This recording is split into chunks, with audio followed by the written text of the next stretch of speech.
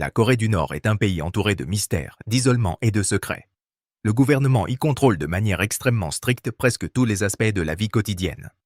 Ce pays est surtout connu pour ses règles étranges et des situations qui paraissent complètement surréalistes. On y trouve des villes au mode de vie totalement déroutant et d'autres qui ne sont que camouflage et illusion. Dans cette vidéo, on va plonger ensemble dans les choses les plus étranges, qui n'existent que en Corée du Nord. Numéro 15. Le culte de la personnalité et les dirigeants éternels. Impossible d'entrer dans les secrets profonds de cette grande nation sans commencer par rendre hommage à ses origines. Le culte de la personnalité et le concept des dirigeants éternels forment le cœur du pouvoir en Corée du Nord. Oui, vous avez bien entendu. Les Nord-Coréens vivent uniquement selon la loi et sous l'autorité d'une seule et unique famille, la famille Kim.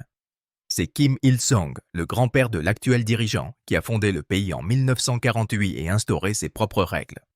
Officiellement, la Corée du Nord se dit démocratique, avec des élections tous les 5 ans. Mais en réalité, il n'y a qu'un seul nom sur le bulletin.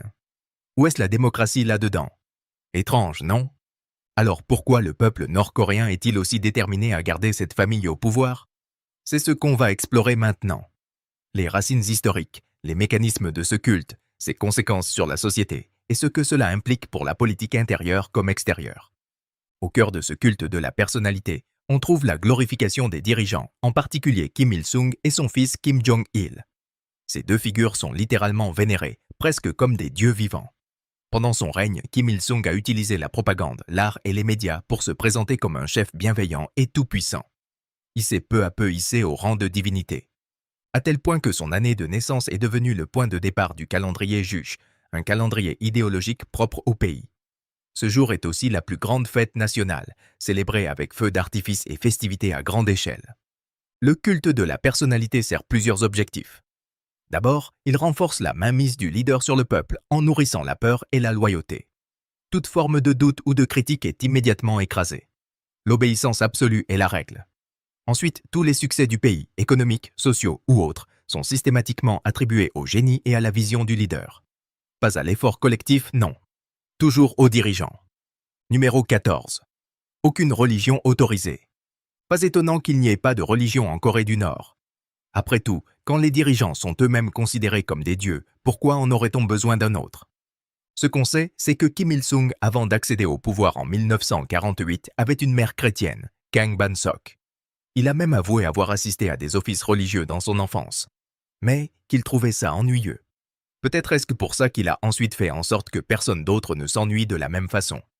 À cause de l'idéologie juche qui met l'accent sur l'autosuffisance et sur le culte de la personnalité autour de la famille Kim, toute forme de religion organisée est fortement découragée. Ceux qui pratiquent leur foi dans le secret risquent la prison, voire bien pire. Le seul culte toléré est celui des dirigeants. Kim Il-sung et Kim Jong-il en tête. Les citoyens sont obligés de participer à des rituels et à des cérémonies où ils chantent leurs louanges.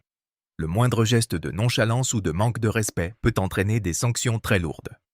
Officiellement, certaines organisations religieuses existeraient, mais elles sont totalement contrôlées et surveillées par l'État. La religion chrétienne en particulier est considérée comme une menace, car elle est perçue comme un vecteur d'influence étrangère. Et malgré toutes ces restrictions, il est fort probable que des pratiques religieuses clandestines continuent d'exister. Parce qu'après tout, les êtres humains ne sont pas des robots. Et quand on veut croire, on trouve un moyen. Même si ça implique de vivre dans l'ombre et dans la peur. Mais il faut être extrêmement discret, car la punition peut aller jusqu'à la peine de mort. Oui, vous avez bien entendu, en Corée du Nord, les exécutions publiques existent encore. Et les enfants, dès l'âge de 5 ans, sont obligés d'y assister. Et justement, puisqu'on parle de sanctions, voyons maintenant ce que ça fait d'être puni par le gouvernement nord-coréen. Numéro 13. La punition sur 3 générations. Imaginez un instant. Votre oncle vole une pomme. Il finit par s'excuser, la rend. Mais trop tard. Car à cause de ce geste, toute votre famille, parents, enfants, petits-enfants, est envoyée en prison. Même ceux qui n'ont rien à voir avec l'histoire. Cela semble absurde, cruel, impensable? C'est pourtant exactement ce qui se passe en Corée du Nord. Mais ici, il ne s'agit pas de pommes. Cette politique de punition collective concerne surtout les personnes soupçonnées d'être ennemies de l'État ou d'avoir commis des crimes politiques. Et là-bas, être suspecté suffit souvent. La règle est simple. Ce n'est pas seulement la personne accusée qui est punie, mais toute sa famille, sur au moins 3 générations. Parents, enfants, petits-enfants. Tous peuvent être arrêtés, envoyés en camp de travail ou exilés dans des régions reculées. L'origine de cette politique remonte aux premières années du régime de Kim Il-sung, peu après la création du pays en 1948. Le but était clair. Empêcher toute forme de révolte ou de remise en question en frappant directement à la racine, la famille. S'il n'y a plus de proches, il n'y a plus de soutien, plus de lignée, plus de voix discordantes. Résultat, la peur est partout. Personne n'ose critiquer le régime, car une seule phrase mal interprétée pourrait condamner toute sa famille. C'est une forme de censure invisible, mais terriblement efficace. Cette politique a été dénoncée à maintes reprises par la communauté internationale et les organisations de défense des droits humains. Elle viole de manière flagrante les droits individuels et piétine toute notion de justice. Mais la Corée du Nord semble vivre sur une autre planète, et elle continue d'ignorer ce que dit le reste du monde. Numéro 12. Les villes fantômes. Ce n'est plus un secret. La Corée du Nord est l'un des pays les plus fermés du monde. Mais faire construire des villes entières uniquement pour faire croire qu'elles existent tous, c'est pousser le secret un peu loin. Bienvenue à Kijongdong, une ville étonnante aux façades élégantes, aux immeubles flambant neufs, avec de grandes avenues et un immense mât planté en plein centre. Tout semble parfait. Sauf que personne n'y habite. Ces villes fantômes sont principalement situées près de la frontière sud-coréenne, notamment dans la région industrielle de Kaesong, le long de la zone démilitarisée. Kijongdong est probablement la plus connue d'entre elles. On l'appelle même le village de la propagande. Mais pourquoi construire une ville factice? Pourquoi investir autant d'argent dans du vide? La réponse semble être purement symbolique. Ces villes sont destinées à projeter une image de prospérité et de puissance, spécialement à l'attention des observateurs étrangers, en particulier du côté sud-coréen. Tout est pensé pour donner l'illusion que la Corée du Nord est un pays moderne, stable, riche, fier. Un genre d'utopie socialiste. Mais évidemment, la réalité est tout autre. Plusieurs experts ont fait remarquer que beaucoup de bâtiments à Kijongdong n'ont même pas de fenêtres en verre. Certains vont jusqu'à dire que toute la ville ne serait qu'un gigantesque décor, une scène vide, sans habitants. D'autres pensent que ces villes ne visent pas seulement l'extérieur, mais servent aussi à distraire la population nord-coréenne, à détourner l'attention des problèmes graves que connaît le pays. Pauvreté extrême, pénuries alimentaires, absence d'accès aux soins, au chauffage, à l'eau courante. La vérité, comme toujours avec la Corée du Nord, reste difficile à vérifier. L'accès à ces zones est strictement interdit aux visiteurs étrangers et les journalistes sont tenus à l'écart. Ce qui alimente encore plus les soupçons et les légendes autour de ces cités fantômes. Numéro 11. L'interdiction des jeans et des vêtements occidentaux. En Corée du Nord, il est formellement interdit de porter des jeans bleus ou tout autre vêtement d'inspiration occidentale. Pourquoi? Parce que Kim Jong-un considère ces habits comme des symboles directs de l'influence américaine. Et ça, il n'en veut pas. L'interdiction ne s'arrête pas aux jeans. Elle s'étend aussi aux vêtements importés, aux t-shirts à motifs ou à toute pièce qui pourrait refléter une culture étrangère. Les citoyennes et citoyens nord-coréens doivent porter des vêtements strictement conformes aux normes fixées par l'État. Pas de liberté vestimentaire.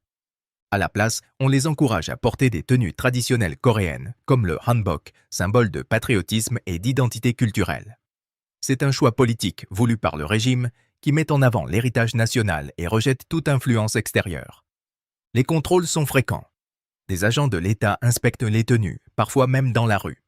En cas d'infraction, les sanctions vont d'une simple amende à la critique publique, voire même à la prison. Oui, simplement pour un jean. Cette politique vestimentaire est souvent critiquée à l'étranger. On y voit une atteinte directe aux libertés individuelles. Certains, en revanche, y voient une tentative de préserver une identité culturelle unique. Mais pour beaucoup, il s'agit surtout d'un moyen d'écraser l'expression personnelle, d'imposer la conformité et de garder le contrôle. Et ce n'est pas fini. Après les vêtements, ce sont les cheveux qui sont réglementés. Numéro 10. Les coupes de cheveux contrôlées par l'État. Quand on pense à une coupe de cheveux nord-coréenne, l'image de Kim Jong-un vient tout de suite à l'esprit. Heureusement, personne n'ose vraiment adopter sa coupe. Et honnêtement, qui le voudrait? En Corée du Nord, la coiffure n'est pas un choix personnel. Elle fait partie intégrante des règles de la société.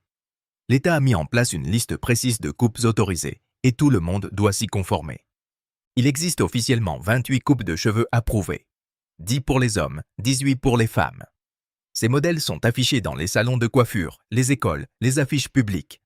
Impossible de les ignorer. Les autorités effectuent régulièrement des contrôles et toute déviation peut être sévèrement sanctionnée. Pour les hommes, les cheveux doivent être courts, propres, sans fantaisie. Même les pattes sont réglementées. Les styles traditionnels sont fortement encouragés, souvent inspirés de figures historiques ou révolutionnaires. Le style Japatsu, qui rappelle celui de Kim Jong-il, est l'un des plus répandus. Chez les femmes, la variété est un peu plus large, mais toujours dans les limites du convenable. Les cheveux très longs sont déconseillés. Il y a des règles sur la manière de les attacher, sur l'utilisation des accessoires, sur l'apparence générale. Le mot d'ordre, discrétion, féminité et tradition. Les salons de coiffure jouent un rôle clé dans le respect de ces règles. Ils sont tenus d'afficher les modèles autorisés et doivent refuser toute demande non conforme. Certaines coiffeuses sont même obligées de signaler les clientes qui demandent des coupes interdites. Résultat, un climat de méfiance et de surveillance jusque dans les moindres détails du quotidien.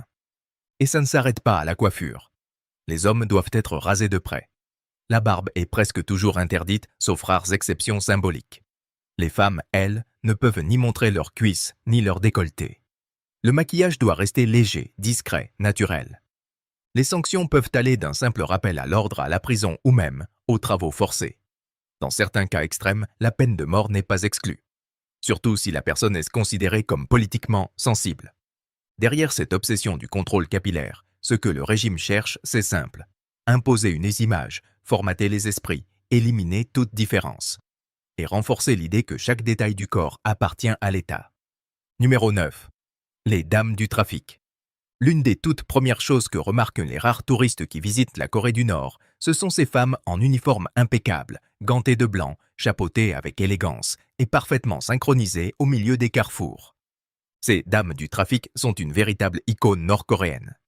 Elles dirigent la circulation avec grâce et autorité. Surtout à Pyongyang, la capitale, où leur présence est partout. Piétons et automobilistes leur témoignent un profond respect. Mais derrière leur allure soignée, il y a une formation rigoureuse et une discipline de fer. Elles obéissent à un code de conduite très strict.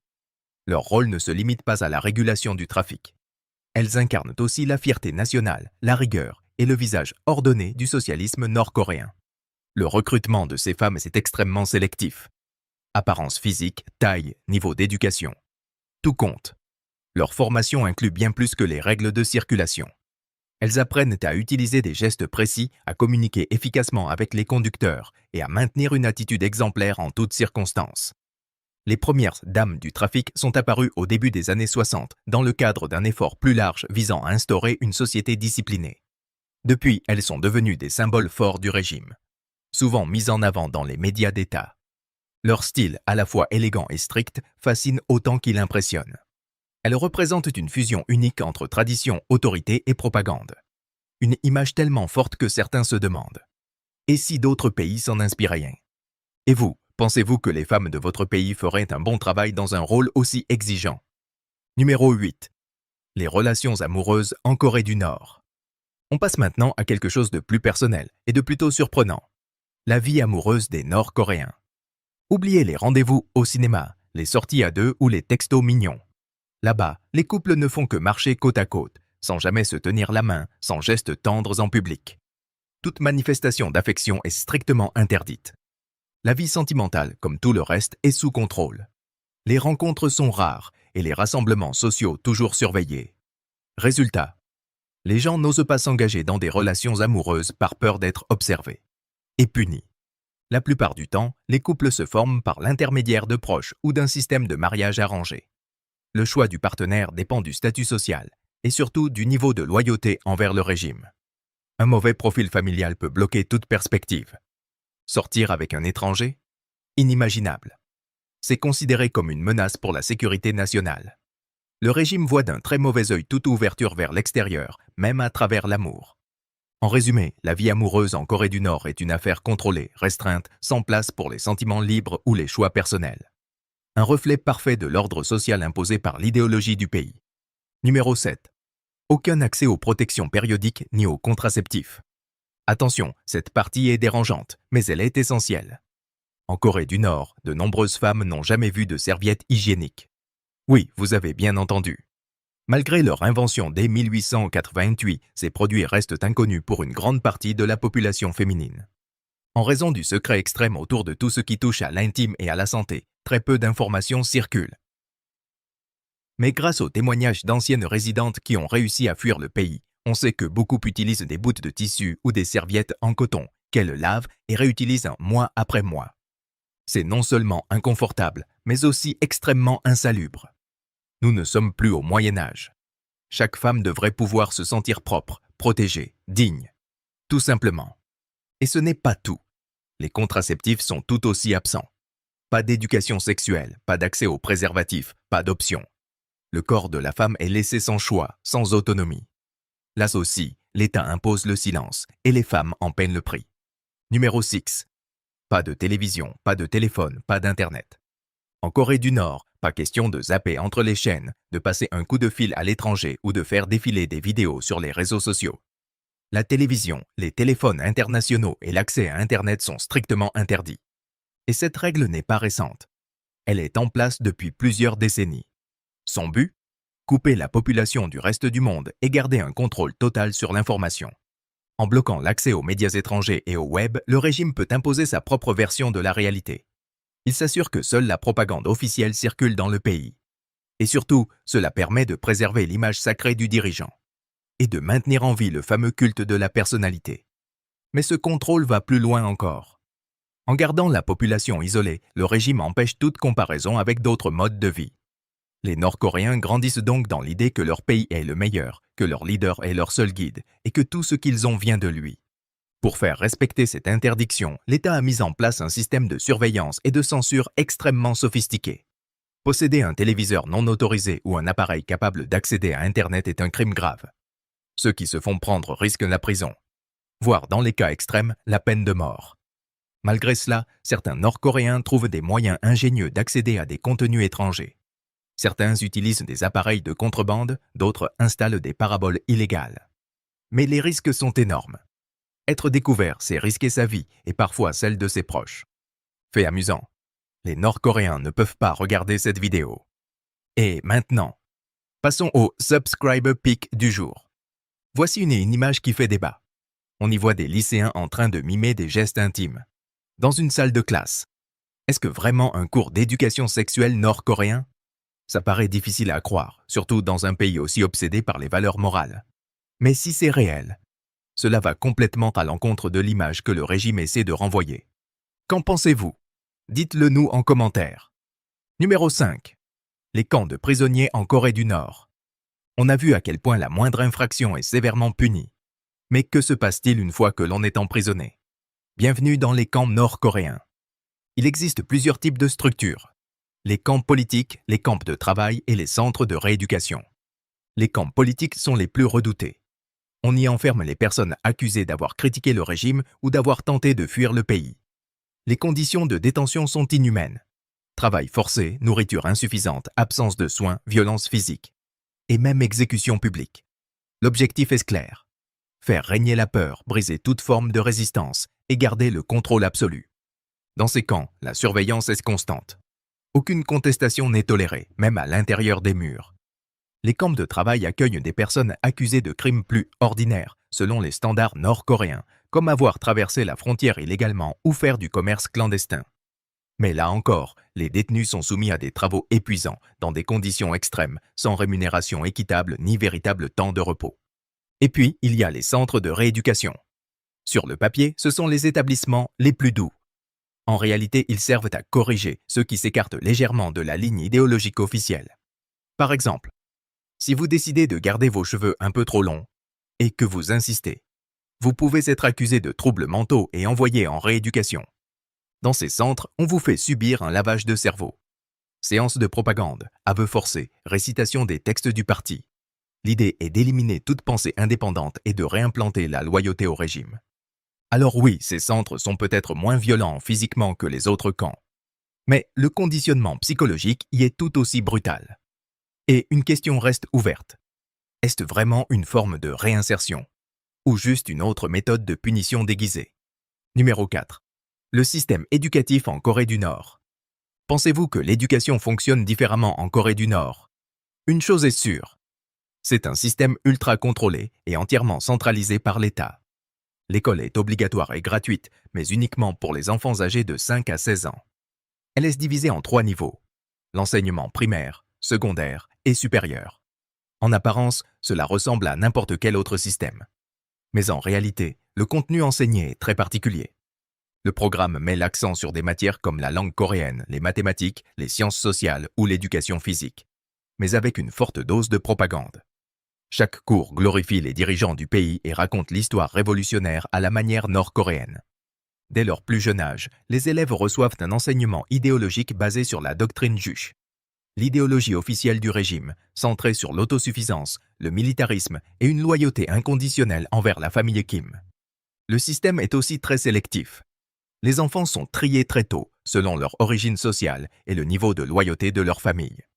Avoir un parent ou un grand-parent considéré comme politiquement douteux peut fermer toutes les portes, surtout si cette personne est en prison. Les enseignants, eux aussi, doivent suivre une formation idéologique poussée. Leur rôle principal n'est pas de faire réfléchir les élèves, mais de s'assurer qu'ils pensent et obéissent correctement. L'esprit critique n'a pas sa place ici. L'objectif est l'adhésion totale aux normes imposées par l'État.